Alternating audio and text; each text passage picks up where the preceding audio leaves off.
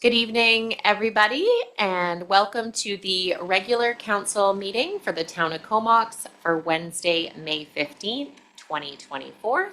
We've got a couple of folks joining us, including Councillor Kerr online, and welcome to everybody here this evening. I would like to respectfully acknowledge that the land on which we gather and work is the unceded traditional territory of the Comox First Nation, the traditional keepers of this land. So before we begin, we have no late items this evening. So I will get a motion to adopt the agenda for May 15th, 2024. Moved and seconded. Any questions or comments on the agenda? All those in favor? And that passes. Thank you very much. So we have 3 delegations this evening.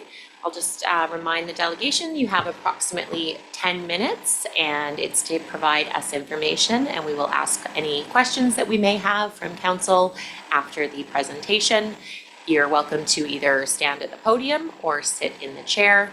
And for those online, if you can just use the mic that's provided there, or 2 mics if there's 2 of you, and you just make sure the light's red so that everyone can hear you that's either watching or online on Zoom. So the first delegation we have is from Kurt Reimer from the Comox BIA and providing us with updates to the Comox BIA initiative. So welcome to Kurt. Thank you.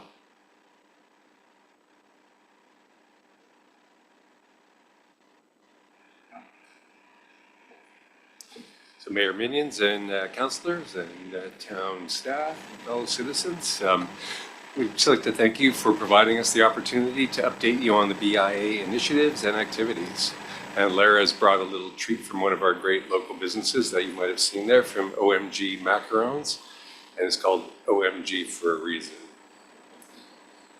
My name is Kurt Reimer. I've been on the board of directors for several years now. I was a past BIA vice president, and my wife Blythe and I own Title Cafe. Our current volunteer BIA board of directors are Pete Chambers. He's the president from Chambers Advisory Group, and Pete sends his regrets that he couldn't be here today. Barbara Hansen, vice president from Blackfin Pub.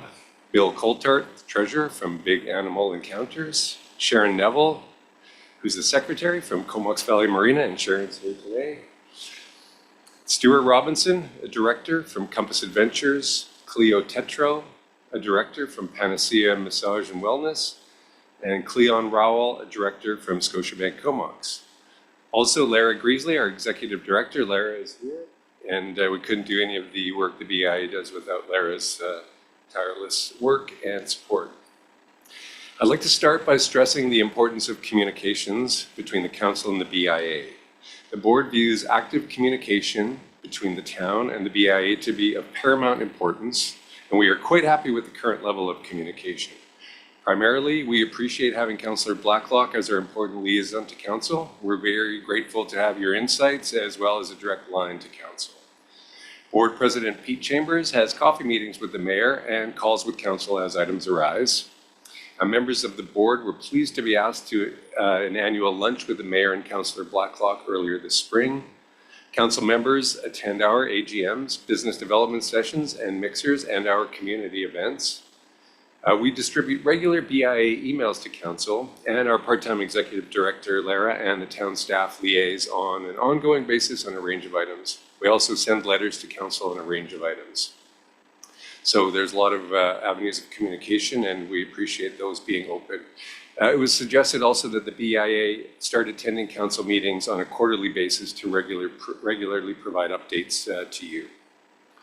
Of course, all of this is done to support the collaboration and awareness around issues as they relate to the enhancement of downtown Comox as a place to run a business, to visit, and most importantly, as a place to live.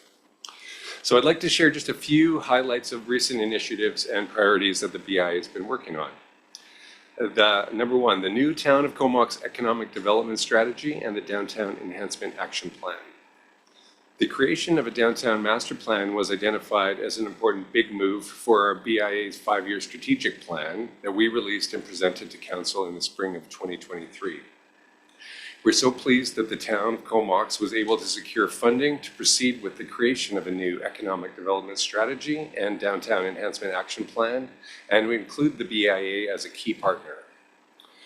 Since last November, the BIA has been actively supporting the town's exciting process.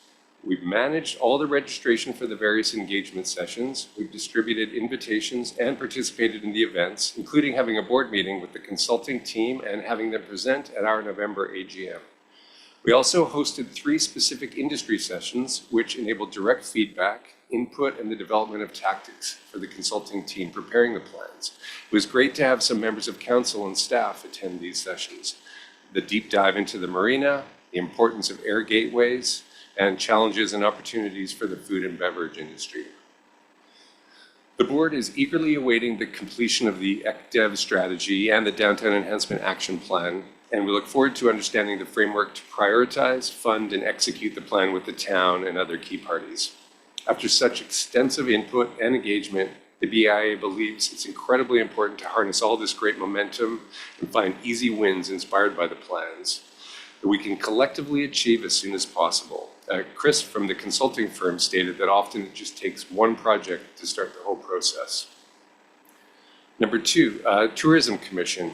Establishing a tourism commission was also identified in our 5-year strategic plan, and we recognize that it's a standard best practice for communities of our size to have a specific local tourism commission to guide destination development and marketing for the betterment of all Comox businesses, while also enhancing the quality of life for residents.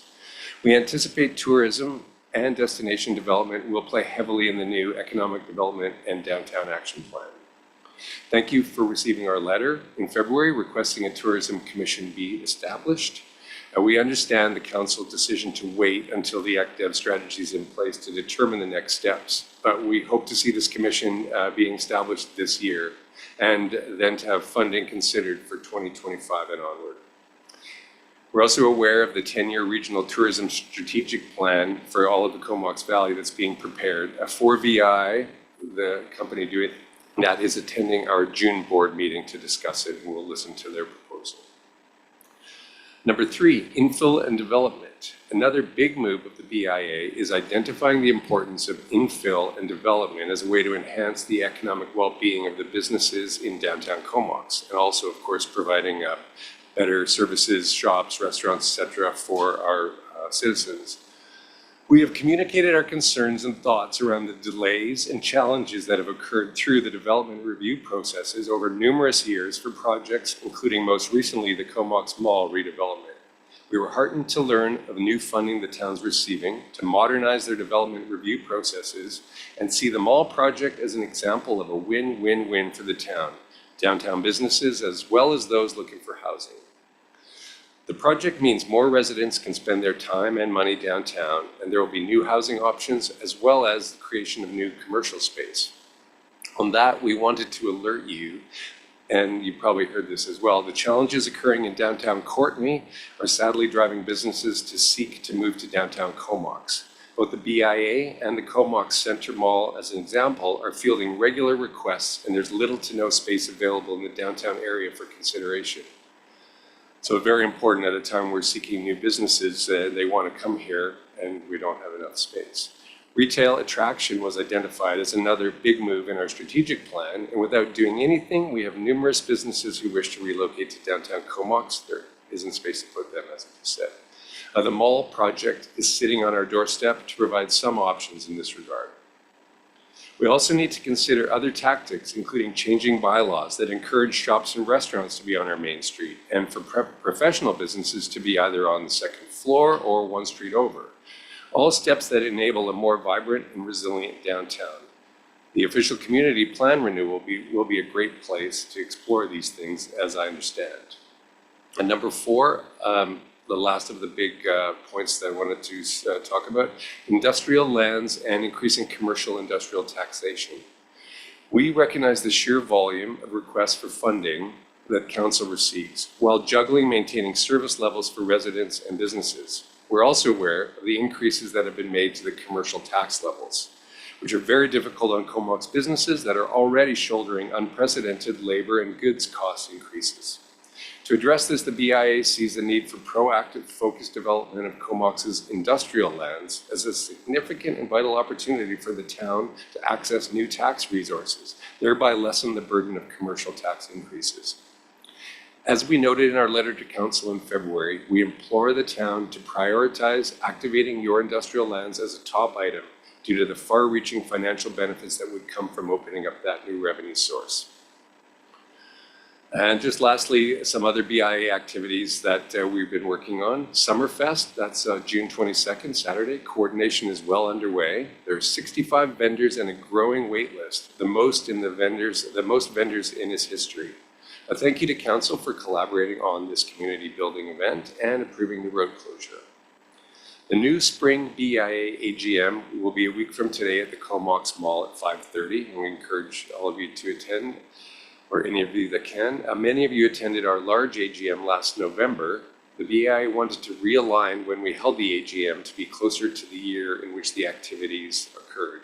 Unlike the large AGM we held last November, this event will be short and simple just to allow us to reset our time. The BIA 5-year mandate renewal, the board's proceeding with a 5-year renewal, and after consideration will maintain the current boundaries just downtown versus expanding it. The term expires in January of 2025, and we thank your staff for the efforts to work with us through the renewal planning. And lastly, lighting the alleys. Sharon Neville, one of our board directors who's here today, and Lara, our executive director, they're working with the town parks department to determine how to light 2 alleys using similar lights to those seen on Comox Avenue. The one from Comox Avenue to this green space behind council chambers, and the one beside Destair House into Marina Park. We've also offered some seed money to support purchasing new lights. While it's a small project, we believe this is a great opportunity to strengthen the linkages between the harbor and downtown, as well as this simple beautification project. So we really appreciate this opportunity to be here, and we appreciate your continued collaboration and support with Comox BIA. And of course, the downtown businesses are part of what makes our community thriving, and they're good for all of us. Now, if you have any questions, hopefully I can answer.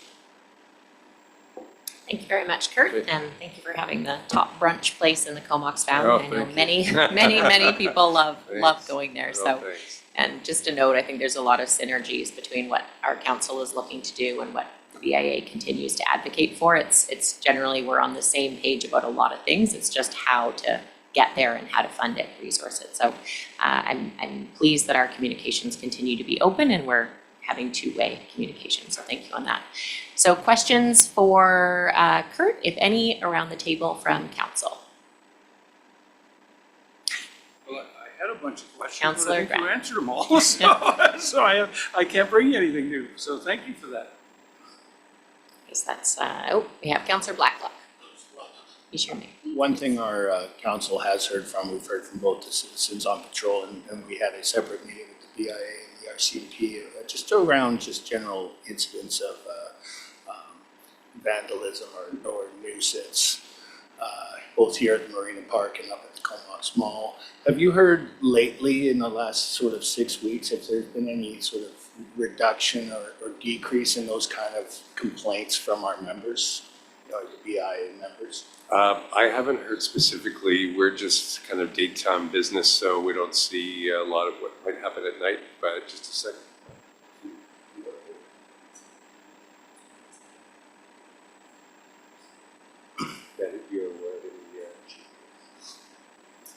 Yeah, so yeah, we did talk about it at the last board meeting as well, and we'd like to kind of follow up and get answers, but we haven't heard if there's any reduction lately, no. Thanks.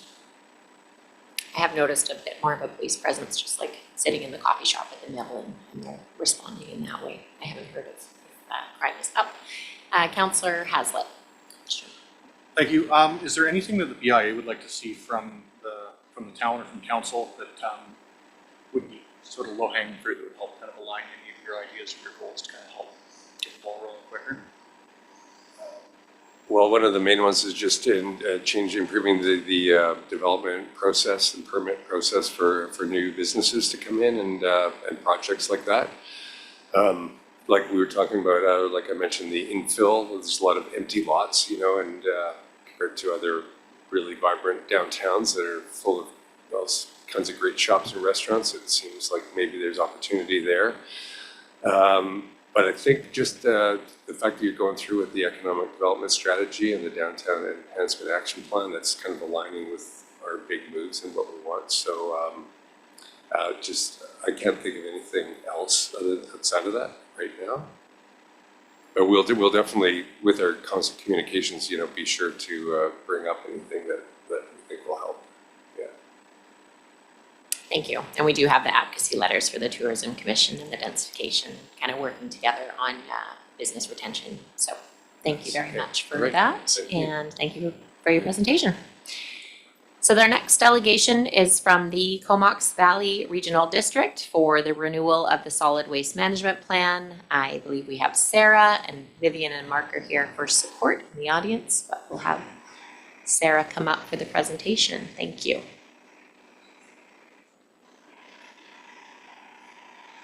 Welcome, Sarah. Take your time. You need water.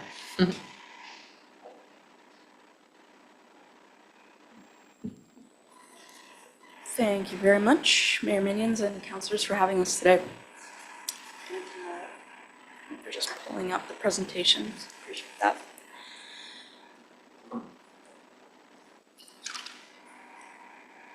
So we're just here to speak to you today about the solid waste management plan. So the regional district has been working on the plan for the last couple of years, and we'd like to provide you an update at this time as we work through it to keep you guys abreast of where we're at and where we've come and where we're going. So for those who don't know me, Sarah Willey, Manager of Planning and Policy in Solid Waste. So I think about our landfill and our future of waste management here in the region. Oh, doesn't like that button. This one, that's the one, perfect. So Comox Strathcona Waste Management is that unique service within the CVRD. Historically, we were one regional district. When it split, waste and hospitals were kept together. So we continue to have our CSWM board, and we have facilities and services that extend beyond the Comox Valley. So our geography and our residents are quite vast. And each community, of course, has its own personality and service and requirements. So it's definitely an interesting place to work. Our solid waste management plan is really that long-term vision. So it's making sure that we're not caught up in the operations in the day-to-day and focused on the now, and that we're really planning for the future. Our last plan was in 2012. We submitted and approved in 2013. And that plan was really focused at the time on the long-term life of disposal options. So we had Campbell River landfill coming to capacity. We had the Pigeon Lake landfill coming to capacity. And those are the types of issues that we want to look at. These are mandatory from the province to have a solid waste management plan in place. Each regional district is required to do so, and we can set the geography for that plan, and in doing so, we establish it in line with the CSWM service area. So as you know, the tax or the tip fees for garbage, have changed over the years. You can see, we were as low as $45 in 2000. We're now at $155 here in 2024. And part of that process, was really recognizing that we weren't charging enough for our tip fees in order to plan for the future, to put aside our reserves, to build the capital that we needed in the last 10 years. So we did borrow as a consequence of our last solid waste management plan, and that's one of the benefits that this process allows us to do. So every 10 years or so, we're looking at this. We did a 5-year update. We're just past the 10-year mark, but we're kind of in a place now where a lot of those big projects that we looked at and tackled in our last plan have come to completion. We have Cell 2 constructed. We've closed both of those landfills. We've built our organics facility, and we're looking to the future now. We've seen population growth, just through the transition of people from the Lower Mainland, as you're all aware. And these are not quick solutions. Landfill disposal and waste disposal are not things that are solved overnight. We need to reduce the amount of waste we're creating. Part of that is an increase in recycling, which still means that there's a lot to do, but we're sitting about middle of the pack. So the provincial average is just below us, but we're at about 551. The highest performing communities are Comox Valley and Nanaimo regional districts. And they are, on some years achieving that 350 kilograms per person. So there's definitely some wins that we can make in improving.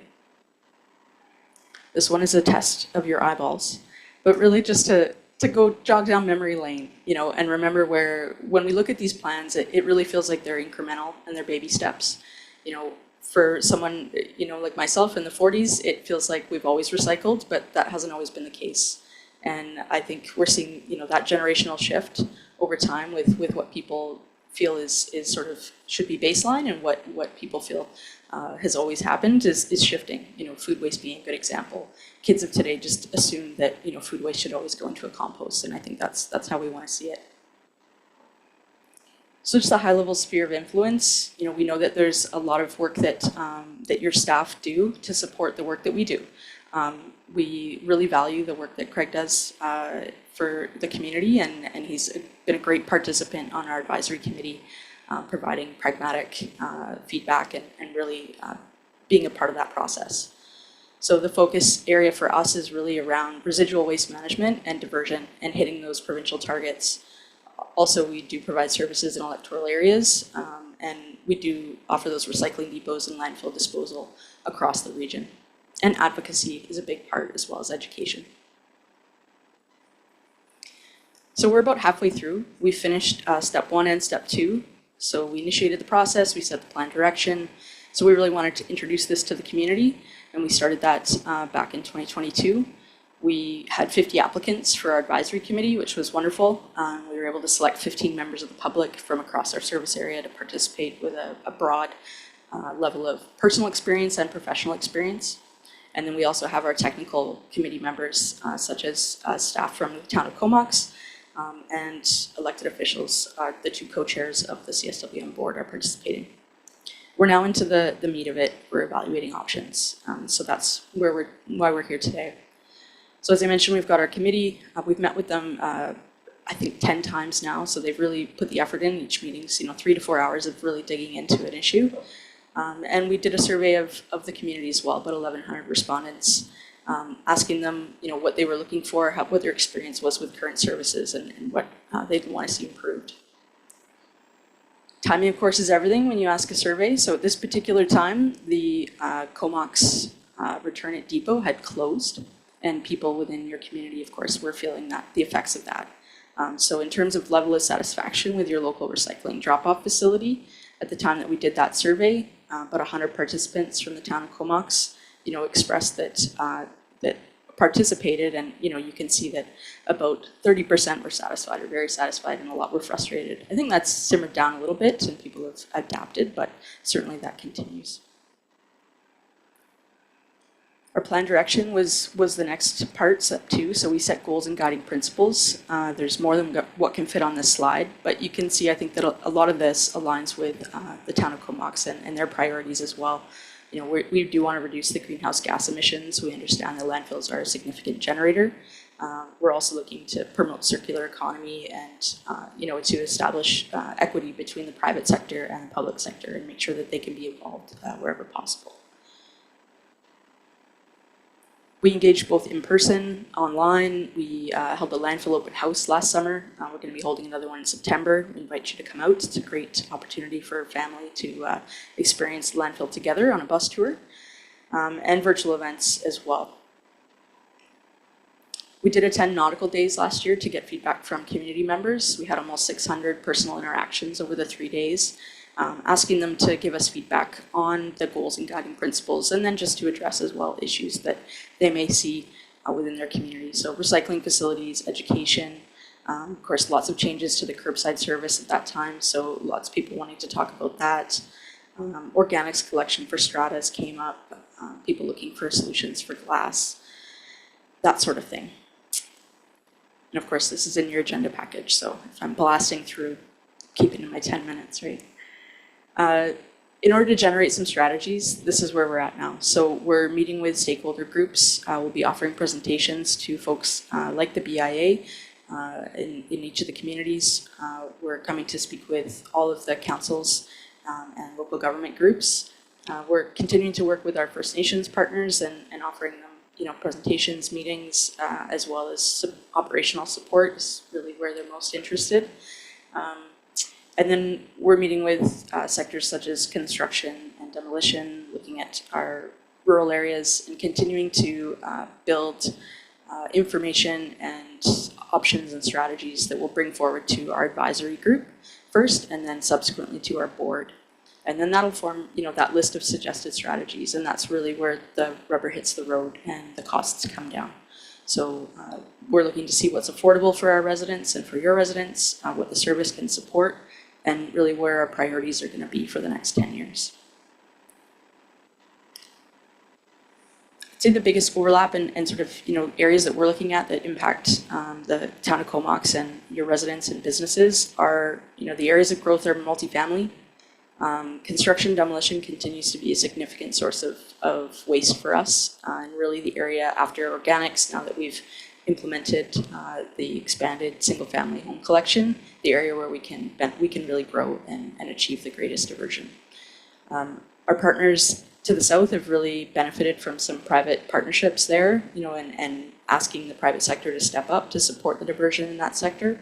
And we're looking at different strategies, policy tools, as well as financial incentives and disincentives to try and stimulate that area and get that to go in the direction that we'd like to see it, which is that 350 kilograms per person.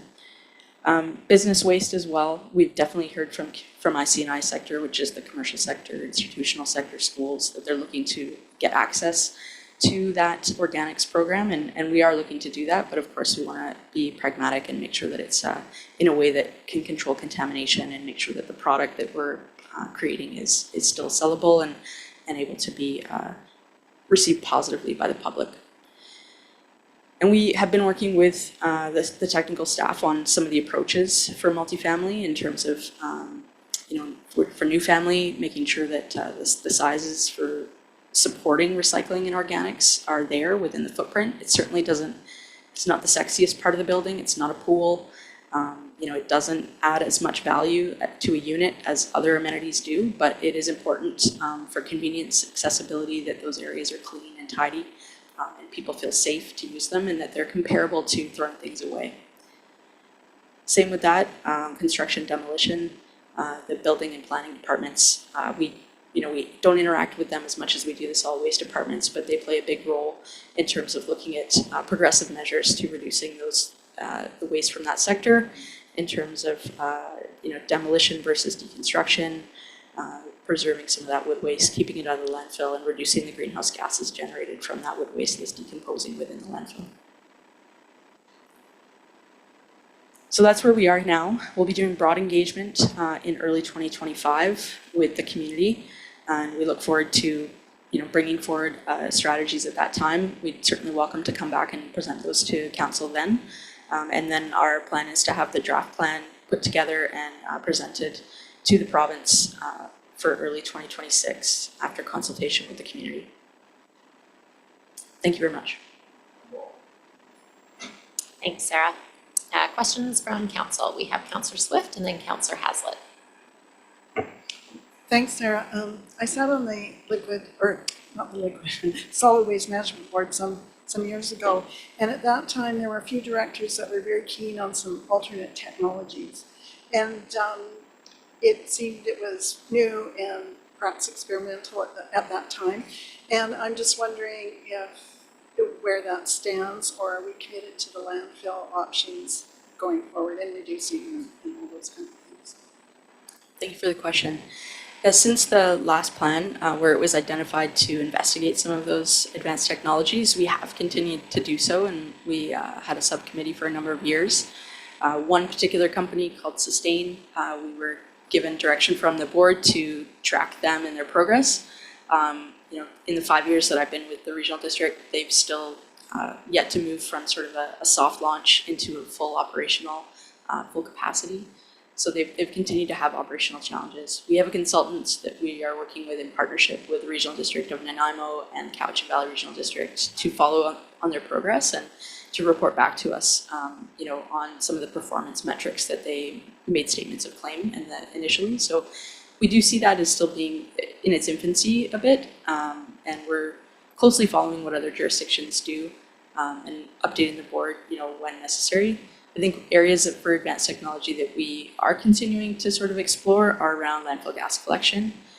There's some automation that's coming in there to really improve performance. And as well, there's use of drones that will help to reduce methane leakage. And also, yeah, looking at what other jurisdictions are doing around beneficial use projects. So yeah, we continue to update the board on that, but at this time, the disposal capacity is looking to the landfill. We have cells 1, 2, and 3 approved. And just as a follow-up, do you know if the facility in Chester, Nova Scotia, is up and running yet? Yeah, that's the facility I referred to. So it is operational. It's not fully operational though, so it hasn't reached capacity, and our understanding is that Chester had to make an expansion of their landfill as a result of the lack of performance. Councillor Haslett, and then Councillor Blackwell, please. Thanks again. One of the questions I had is you mentioned that some of the groups that you're working with in the South Island had some really good engagement buy-in from the private sector. What are some of the examples that you have of that? Yeah, they've taken a different approach. Nanaimo had a very short time left in their landfill lifespan, and they really aggressively sought to have construction and demolition waste managed outside of their system, and only the residuals, so what couldn't be recovered, disposed of in landfill. So they have some policies around facility licensing, so for construction waste to be sorted off-site, for that to be recovered. They also, some of them participate with private facilities that may take that waste elsewhere, may landfill it in construction and demolition landfills rather than landfills like ours that are permitted for municipal solid waste. So that's that putrescible, which is, you know, the smelly stuff. That's what we're allowed to accept. Not every landfill is allowed to accept that. So there's a landfill, for example, in Campbell River that's permitted just for construction and demolition waste. There's actually a few that are private landfills that are. So, you know, that could be a direction. We have a partner here in the area that's Pacific Wood Waste that manages quite a bit of the material that's coming from that sector here. So formalizing some of that would be one approach, but you know, right now we accept it, and it certainly constitutes a significant portion of the waste here. There's other facilities that can use it to create energy, so send that off as a product for burning, maybe in a pulp mill as an alternative to coal or that sort of thing. So it's certainly not well refined. You know, it's not a great news story, but it's better than filling up our landfill for sure.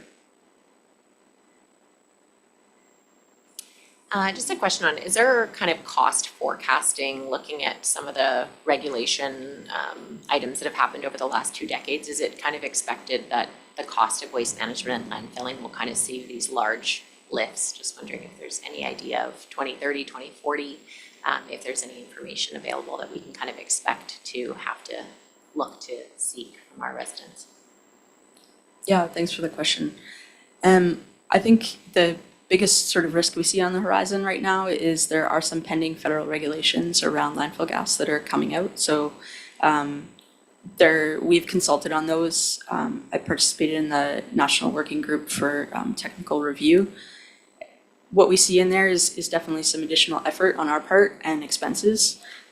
What comes out in the final regulations is still to be determined. One thing that we benefit from is that British Columbia currently has the strictest regulations around landfill gas across the country, so incrementally our impact will be lower. But that's the biggest risk. There's some rumblings of the landfill criteria being updated, but we haven't even consulted on it, so I see that as a long-term challenge. I'd say the other things that we've incorporated into our budget. So I think that's kind of the only real risk that I can think of. I'll turn around and just make sure I didn't miss anything. Got a thumbs up. Thanks. And just a question on the electric trucks that are coming. Is that something that is kind of happening across Canada? And will all of the automated trucks in the service be electric, or is it kind of a trial or pilot? Just like a couple sentences on what's happening with the electric trucks. Yeah, I'll take a stab at it and let Vivian correct me if I'm wrong, but it's the electrification of the community's trucks is meant to be a bit of a banner for first in Canada to have an entire community served fully electric. So I think that's really positive. There are other electric vehicles that have been tested and in operation across North America that I've seen. So New York Sanitation's been testing a number of different brands over the years, and they've got very tough conditions. The District of Squamish just received a truck from GFL that's electric, that's been probably at least 6 months, 8 months in operation. So they are slowly trickling out. I think, it will depend on how these first ones go, and certainly the routes and, the ability, the driving distance, all that, the amount of houses, all that will play into whether they're the right vehicle for the community. But I think for those who haven't gone to natural gas, electrification is seen as sort of the better alternative of the two if you haven't moved to natural gas already. Okay, so that will be almost the entire fleet is what the plan is? That's my understanding. I thought that, but I wasn't sure, and you don't hear too much, probably because it's coming. Thank you for that window into what's coming. Any questions online, Councillor Kerr? Perfect, thank you. Any other questions while we have the CSWM service with us? Perfect, well, thank you so much for the three of you for coming, and Sarah for your presentation. It's appreciated to hear what's happening with the service and plan. And you're welcome to stay or depart. So our third delegation for the evening, we have Patrick Moore for the development variance permit application we'll be discussing later. If you want to come on up, Patrick, this is for DVP 23-12 at 2080 Beach Drive, which is the roof structure variance on your residence and home. And you have 10 minutes, welcome. Thank you, Mayor Minion and councillors. I think I just need one variance, but I'm not too sure about the stairs. This project, I did not have any idea would require a variance because there's nothing next to our house to be impinged upon or be a safety issue or a fire issue or any issue. Because we have a really unique lot. It's at the very end of Beach Drive. And our house and our property makes it so no road can go beyond there. We completely block it from going beyond there. Yet two properties behind our house come right down to the beach from the upland where their homes are. And so the one that's next to us, there's absolutely nothing built on the cliff and the beachfront. Our home was geotechnically built by making a steep slope into a cut and fill. So we're up higher than the beach, but we have a big wire mesh geotechnical facility behind us to keep it from falling down. And so it's a beautiful site and was never built on before. But the main point is nothing can ever be built on the back of our house where the other lot comes down because they already have a single family dwelling on the top and can't even see where we are really. They can see down onto our roof because we're at least 30 feet below the upland part. And the reason we have this lot is because Bob Ash decided to subdivide his lot, which did go right to the beach. And he kept the upland part and sold the lower part. And two people tried to deal with this quite difficult engineering situation, and both gave up. When we came here and were shown the lot, it had a stop work order on it for 7 months because the person who owned it prior to us annoyed all the neighbors in the way they were going about their development. And we came in, and within 2 weeks, we had an agreement from council and the neighbors to go ahead with the purchase. And we built this house 6 years ago now. We moved in. It's our dream home. And so we built a porch on the back of the second floor because from the first floor to the second floor, we're still on grade at the second floor. It's so steep. So it's actually not on the second floor in that sense, in that it's on the ground level. And so that was perfectly legal. And it was legal to put a railing around it. But we found out later that it was needing a variance if it was going to have a shed roof over it. And it rains pretty heavy on that porch. And so it just seemed sensible to us that we should be able to put a small roof there, because as I say, there's nothing on on that side of the house. I'll just pass these around if I might. Well, the first one is looking down towards the water along the back side of our property. And it shows, yeah, one's a landscape and the other one's a portrait. That one shows looking down the fence line, and the wooden fence is on our property line where it's allowed to be, and the metal fence is set back. So the reason the metal fence is involved in this is because the documents that were given to the town as we built the house showed the steps going down straight, whereas we have put them back of the property line, which is on an angle, in order that the doors on the lower floor have more room to open and go in and out. So I think that's just a correction of the official floor plan, or official plan. But the roof does require a variance, because normally you would have another house there beside us, and it would, if the two roofs were there, they'd be this close together, because our roof is more or less just back of the property line. I hope we can get it, because it makes a lot of sense from our house's point of view. The third floor, it's a 3-story house, the third floor has a gutter on it that overflows and comes right down onto the porch. And there's nothing we can do about that, because it's only a certain length and it services quite a large area of the upper roof. If we put this little pet porch roof in, it's 16 feet by about 3-4 feet. If we put it in, then the overflow water will come down onto that roof, go through a much larger gutter, and go into a drain. Right now, it's coming down onto our porch and flowing onto the neighbor's yard, where they're very seldom ever down there. They do have a trail on the other side of the lot from us, where they walk down to the beach. But it's pretty well a zero chance that anything could ever be built next to where we would like to put this porch roof, which does not impinge on the property. And that's all been, I'd like to thank Robin in planning for guiding us through this process. And so we've paid for the ability to get a variance, and there's simply no possibility that could ever cause any trouble to anybody as a neighbor, because they can't build there. It's as steep as, way steeper than even our property, and I don't know if anybody has objected to it. It's just that it didn't dawn on us that we would need a variance in this lush environment. We're not impinging on anything.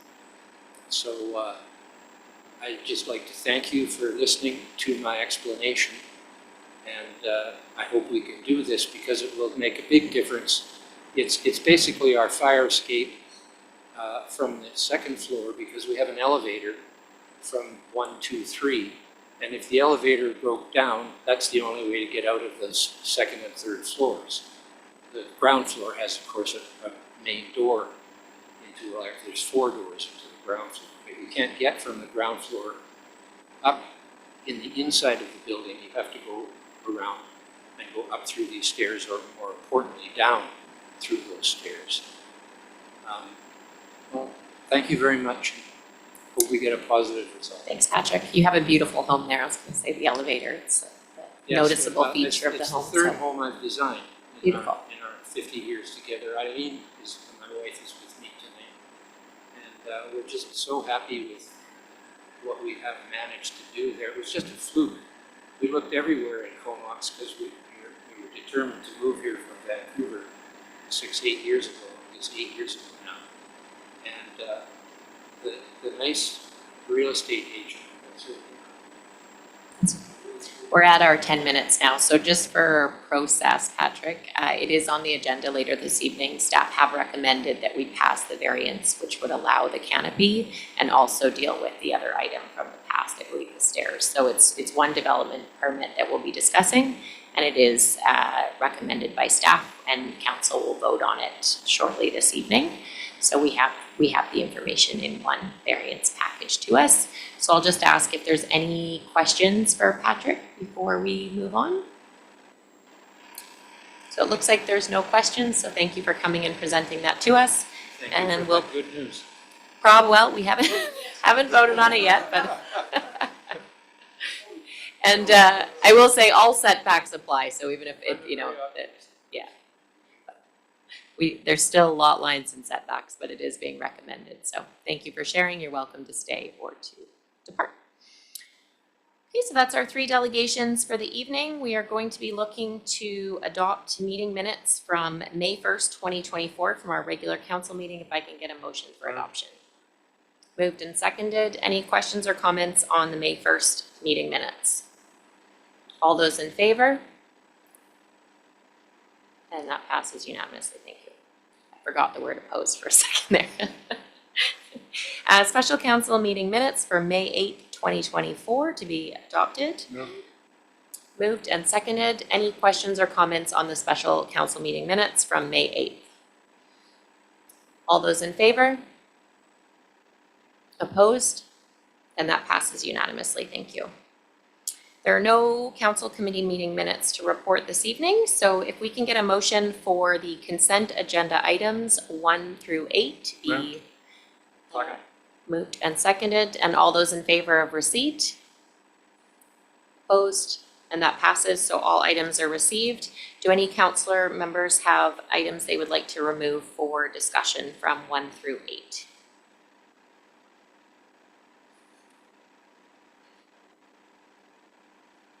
Okay, moving on. We are moving on to unfinished business on page 36. We have reconsideration of the motion for funding for the Comox First Nation. They requested for $2,500 for the National Indigenous Peoples Day, which is coming up June 21st. I just wanted to bring this back for a revote, as I really feel that it's something we can partner with the Comox First Nations on. It's a day that they're going to be sharing some of their culture, their music, their food. And I really think that when we go back and look at our sponsorship process and guidelines, we can kind of also discuss how we build in things like reconciliation and the strategic plan into that. So I would just really ask that we have a reconsideration for this $2,500 for the Comox First Nation request. So before I put a motion on the floor, does anyone have any questions or comments? Councillor Blacklock. I'm just, you are asking for a revote on this under section 131 of the community charter, which certainly gives you the right to call for a revote. My question is, what has changed in 2 weeks? Have you had a conversation with KFN that would somehow have you back here asking us to revote this, or is it just a personal view? I definitely have had conversations with the Chief Price and council members, as I didn't want it to be found out by someone else directly that that's where the vote was. And I did tell them at that time where there was some surprise based on support from other community members, and also after sharing our strategic plan with them that we really wanted to do more two-way communications. We had a great kind of back and forth on the Lazo Road project, on some signage. We have a park signage coming up. We're looking at some artwork going through the community, and things have been going really, really well. So I will say, obviously, it's partly personal because I voted in favor the first time, but I did have follow-up discussions, and I just felt like the line in the sand where we're really trying to be fiscally responsible, which we have stressed, is coming kind of at the wrong point. So I think it's something we're going to be discussing in the near future, and that this was important for us to have a revote on. So a little bit of both, if that answers your question.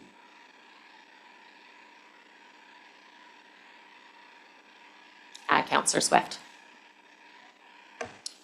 Thank you. I feel like I need to speak to this because I was one of the ones that was most vocal the last time we voted on this. But since then, I was reminded that we do have a small amount of funding still available through the non-market fund. Is that correct, Jordan? Yeah, fund. And I'm willing to support this and look forward to our discussion about a grant aid program, because I really feel this can be very divisive on council and the community as well. And I think it's important that we get really clear direction on what we are funding. Thank you. Thank you for those comments. Councillor Grant. Yeah, thank you. So the vote that we had last week, it had nothing to do with KFN, nor really the $2,500. What was bothering me about it was that we had groups just sending us a letter and expecting us to just send money. And that is not a correct way to do things in any way. Unfortunately, KFN came right after that. But we have groups out there now that are basically using us as an ATM machine, just coming in, plugging the card in, and taking the money. We've got to make that stop. And we need to put really proper criteria into who, what, where, when, why you can get this money. And we need to know if they actually need the money. You know, in a lot of cases, sometimes they don't even need it, but we're just the easiest guys to go to, so they do. So I don't have any problem with giving the $2,500. I just think that we really, and I guess I look forward to the meetings where we actually put a proper policy together and deal with this once and for all, because this has been going on for years. And the old policy was always, we just don't do it. And so I don't know whether that'll be the new policy or not, but I look forward to speaking about that at the time. Thank you. And I do appreciate kind of everyone's reflection and thoughts back after. And I think that it's great that we have a policy coming. And I think the way we kind of look at our partnership and relationship with Comox First Nation might be slightly unique to the policy. And so that would be my hope in this revote. So I will make a motion that the town of Comox support the request for partnership at the National Indigenous Peoples Day for $2,500. To be allocated out of our non-market growth funds and be approved. If I can get a seconder, please. Seconded by Councillor Blacklock. And any questions or comments? All those in favor? Opposed? And that passes unanimously. Thank you very much. I will pass that along to Chief Price and Council. And I will also advise at Council's request that we are reviewing all these policies and streamlining them. So thank you very much for that.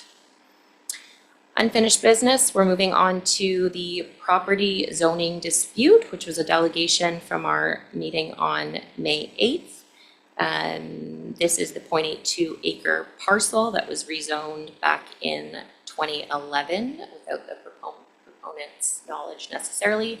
Any comments or feedback, Councillor Grant? Yeah, so Dave seems to have missed the boat the last time around when this happened and somehow didn't follow in on the meetings that we were having on the OCP. So I'm just wondering, I don't want this to happen again. I'd just like to make sure that he knows what he has to do for the next time so that he doesn't get into the same problem. I know that these can be, you know, a lot of people find these to be really onerous and tough meetings and they kind of ignore them, and I just don't want that to happen again. So I'm wondering what we can do to make sure he knows. CAO Wall, please. Thank you. We can make sure that he's aware that the OCP renewal is coming very shortly. In fact, we are in the last stages of negotiations with the potential successful proponent. I'm going to hold the company name just until we finalize an agreement with them.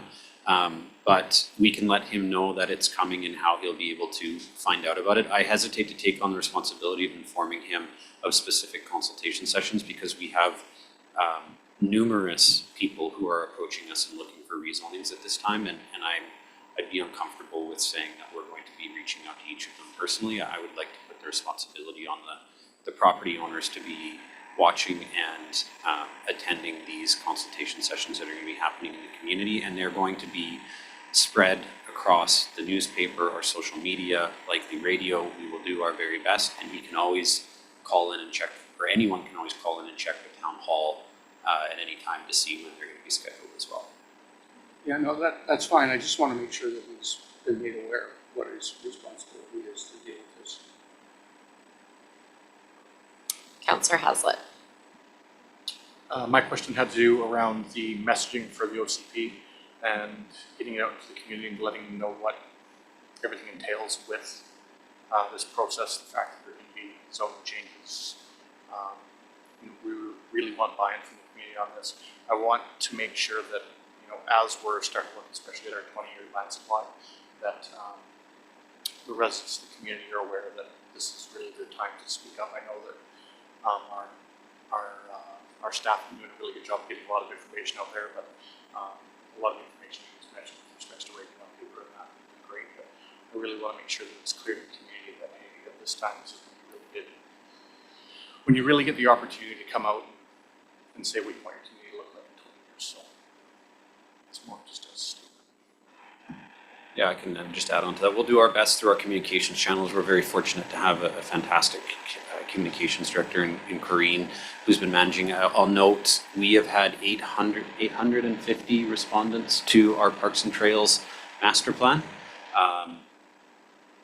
I think the CVRD is left, so I won't hide the fact that we've had 850 to ours, and theirs is at about 320. So we're very proud of the work we're doing in communications in the town, and it's been very successful. With the OCP, it is going to be a complicated discussion to have with the community. We are going to be trying to inform them of the OCP that's coming, but we also need to try and get across this complicated message in the changes that the provincial government has brought in, so they understand that this is going to be a very transformative document. Unlike other, OCP are always transformative, but this will be unlike any other in recent history. Thanks for those comments. And of course, we'll only have so much in our control with what we can do within the OCP. So that at this moment is a no official follow-up. Is there any more questions or comments on that, Councillor Swift? Thank you. It was my understanding from what Mr. Nubley said last week that he would be able to wait until the OCP process went through. Yeah, I'm just wondering if he's got an idea of something he'd like to do with that property, but he's willing to wait, then that's probably the best way to go. Thanks, and I'll likely follow up and just have staff give me some timeline instead of a no response. Quick email over from council on that. So no further discussion on that item. Everyone online, good? So we're moving on to the Terry Anderson's presentation from last week's special council meeting for an installation of an art piece at the Lauren Hotel site, which she so graciously brought to council chambers last week. Thank you for bringing that to our attention, and welcome to Jennifer also, and sharing some of that story of the Lauren site and the beautiful family history there. It's prompted some discussions around the table and with staff.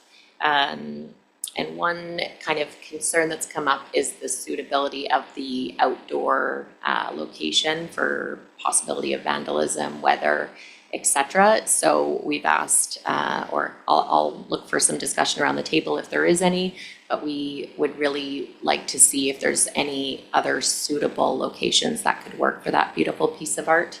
And we really do appreciate the presentation to us. But that's again just my light discussions I've had with staff around what would really work for that piece and that piece of land as we look at where it's going in the next 10 and 20 years. So all respectfully with those comments. Is there any other comments around the table before I possibly ask staff for some recommendations on how we may proceed with looking at a discussion around a suitable location in town? Okay, comments online. So over to staff, and what would be the best step to kind of bringing the conversation to looking at a suitable location that would work as far as honoring the family, but also being suitable with, you know, the community's plans and Yeah, I think what we just know happens around. a motion to direct staff to work with the artist and family to find a alternate location if it's amenable to them. Any questions or comments on that staff recommendation for a motion on that? So I'll make the motion that staff work with Terry and the family to see if there is a possible suitable location for that piece of art that was presented to us last week. If I can get a seconder, please. Second. Seconded. Any questions or comments? All those in favor? Opposed? That passes unanimously. And again, thank you to Jennifer and Terry for being here this evening. Thank you. We're actually, sorry, we'll be in touch offline, so staff will connect with you. Apologies. Yeah. We do have questions at the end of the meeting. And there are no special reports from council and no bylaw adoptions. Under new business of page 37, we have the 2023 annual report. If I can get a motion that the 2023 annual report as contained in May 15th agenda be received and that it be available for public inspection as per section 98 1B of the community charter. Moved. Moved. Second. Seconded. Any questions or comments on the 2023 annual report? All those in favor? Opposed? And that passes unanimously. Thank you so much to Crane Communications for preparing such a visually beautiful report and capturing, there was a lot of projects that happened in 2023, so thank you for putting that together so beautifully with CAO Wall's help also and all the leadership team. There's some great things happening when we see it in summary. So item 70, on page 70, item B, the Anderton 678 application has been removed from the agenda tonight. So we are moving on to number C, page 84. We have the Development Variance Permit Application, DVP 23-12. And that is the development permit for the stair cover and the stairs, or porch cover and stairs. Do we have a motion for page 84? Recommendation. Thank you very much. And a seconder? So that's moved and seconded. Questions or comments about the DVP application? All those in favor? Opposed? And that passes unanimously. Thank you very much. Moving on to item D, on page 97, we have CCL 003.03, the Council and Employee Conference and Travel Policy. And if I can get a motion, we're looking for an improvement and amendment to incorporate employees into the policy and increase the mayor's minor expense limit. You're having a hard time. We'll move the I am. recommendation. Second. It's very wordy. Moved and seconded. Any questions or comments? What's going on with these unauthorized expenses? I was gonna say, should have had that one prepared. I believe I was getting a registration for a golf tournament and I had to ask in advance, so I believe I asked for up to $1,000 in policy. No, that was outside of any request from the golf tournaments. This is, we were amending the policy, and what brought this to my attention, and I didn't even speak to the mayor about it, to be honest, was the potential trip going down to Victoria with the other leaders in the valley, the other Housing Aids. chairs, yes. And that one trip would have used your entire discretionary budget. So that's why I thought bringing it up a little bit would make sense. It was CAO Wall's idea and I said yes. Any other questions or comments on that policy update? All those in favor? Opposed? And that passes unanimously. Thank you. Thank you for reminding me what that was. There's no notices of motion this evening.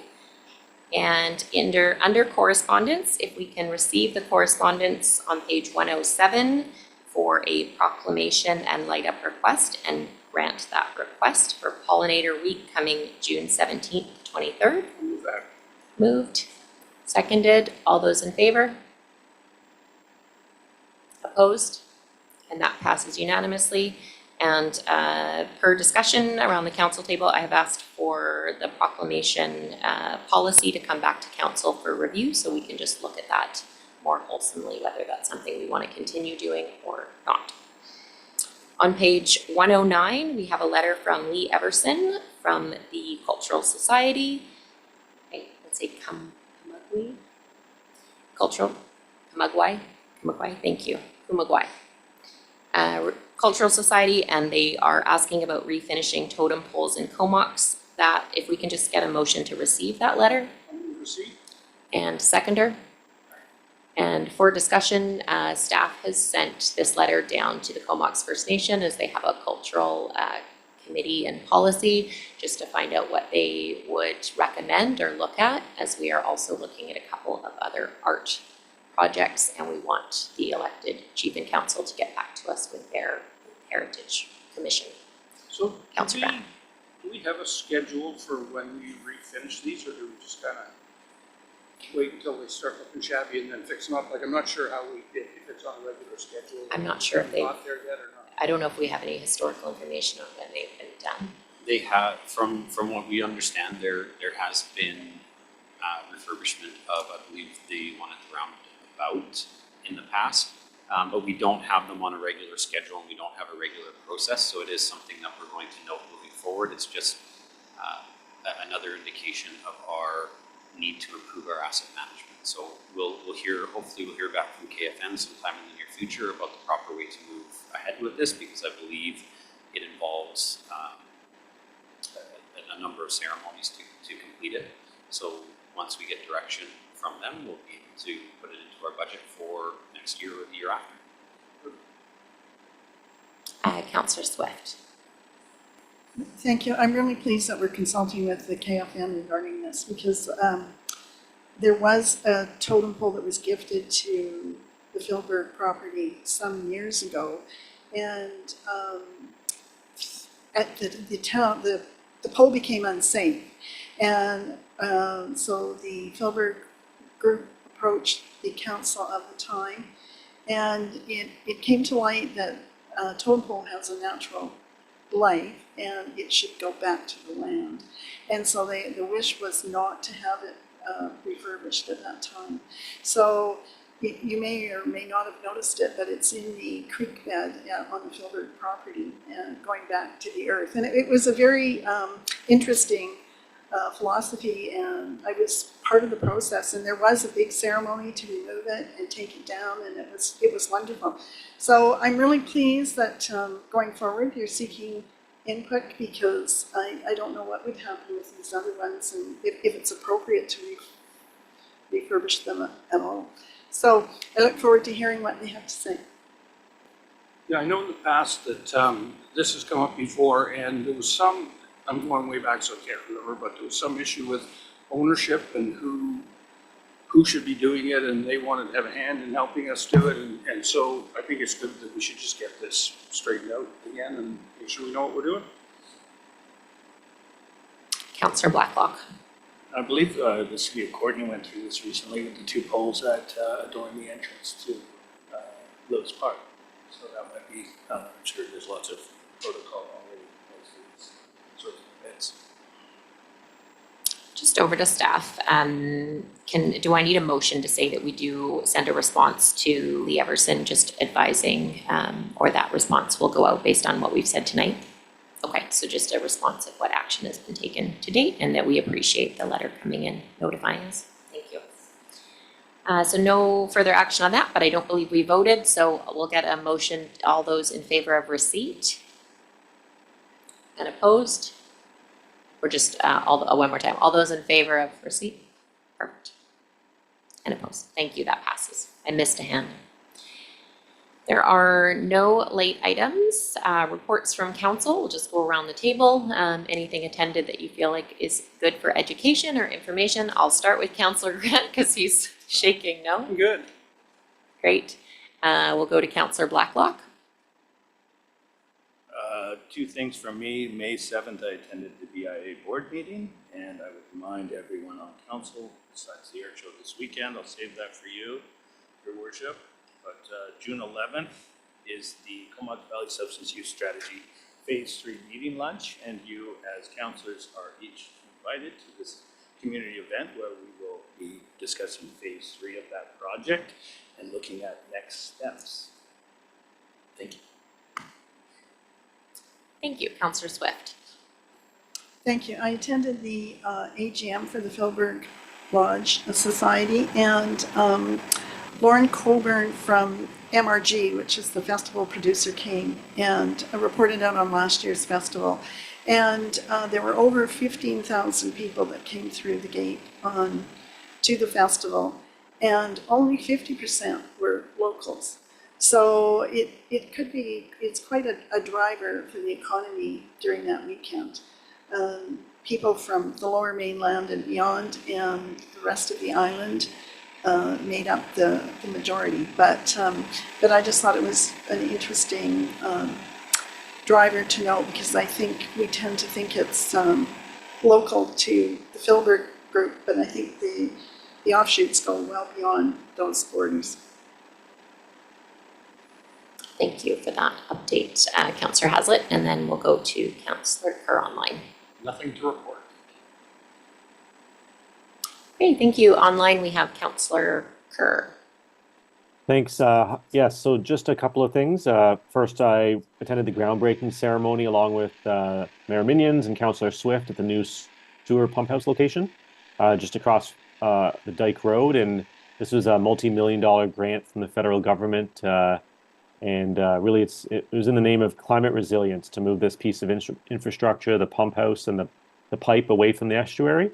So that was a great event. And also recently met with a group of residents in the Kai Bay neighborhood to discuss various issues. They're thrilled with the new park and all of the improvements that have happened there. And we also talked about other issues like parking around the park and along the road, and traffic speeds and beach fires and others. So that's just really interesting discussion, and really active and engaged group of neighbors. So pleasure to be a part of that.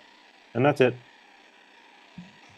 Thank you very much. Just a couple items. I participated with Councillor Swift in McHappy Days, and they raised over $20,000 in their 7 locations for Foundry Comox Valley. Goes half, and the other half goes to Ronald McDonald House. So that was a great day that actually raises a fair amount of money in one day. So thank you, Councillor Swift, for participating. And I know also the Comox Fire Department had many members out serving. I arrived, someone being there, and I think when I left, another one was attending. So it's quite a busy hour. So thank you for participating. Foundry Comox Valley is, of course, for youth mental health services in downtown Courtenay, but supports the whole region for access for our younger youth and teenagers. So it's a great service we are lucky to have the last year and a half or so. I attended a leadership meeting with Comox First Nation and the other municipalities and regional districts. We invited the CAOs a little bit last minute, but the topics around the table in general have been on possible locations for sandy dumps, as that gets kicked around a little bit, back road speed and just general speed in the Comox Valley, and how that's kind of a shared challenge. Bylaw for pet enforcement came up in all the communities, and shelter space for kind of the summer months and the cold winter months came up. So those are the key kind of things that we keep discussing. And then the base, CFB Comox was there to talk about the air show, which I will very briefly talk about. It's of course the 100th anniversary. This Saturday is the air show. It's happening from 9 to 4. I'm hearing more residents are aware of it happening now that we're a couple days away, but in the last 2 weeks, there's going to be some road closures and some encouragement of using the free transit and bikes to get there. So there's a lot of information on the Comox Air Show website. I definitely haven't memorized the whole traffic plan, even though I've seen it 3 times now, but it's all online, and we're encouraging people just go prepared and find a route there and a route back so you know what's happening for the day. There'll definitely be some increased traffic, but they're expecting 20 to 25,000 people in the valley that day. So this Saturday is going to be a busy day in Comox, and we're just very proud of the event that we're having in our town. So we'll see how that goes, and we're invited to the opening ceremony at 11 o'clock on Saturday, and that was just updated to us recently. I met with the BIA once, but that was again just on some of this general communication and keeping in touch of what both organizations are doing, and attended the social planning AGM with Councillor Kerr, and there was presentations on the living wage and what that would mean for residents to be able to shop and live in our region. So that's all on my side. There are no, and Chief Gord Schreiner and I did a very quick media presentation with the radio for the event that's coming up on Friday, May 24th. There is an open house from 2 to 4 o'clock, And then from 4 to 5 o'clock is going to be the naming of the new ladder aerial truck, I believe 35. And that's for John, and I'm going to say the name wrong, Marinas. My apologies, John Marinas. That's happening next Friday, and it is open to the public. Sorry for getting that wrong. So any questions from the public? No? Thank you for the letter received. And there is a resolution to go in camera this evening for Wednesday, May 15th, if I can get a motion to go camera. And a seconder. All those in favor?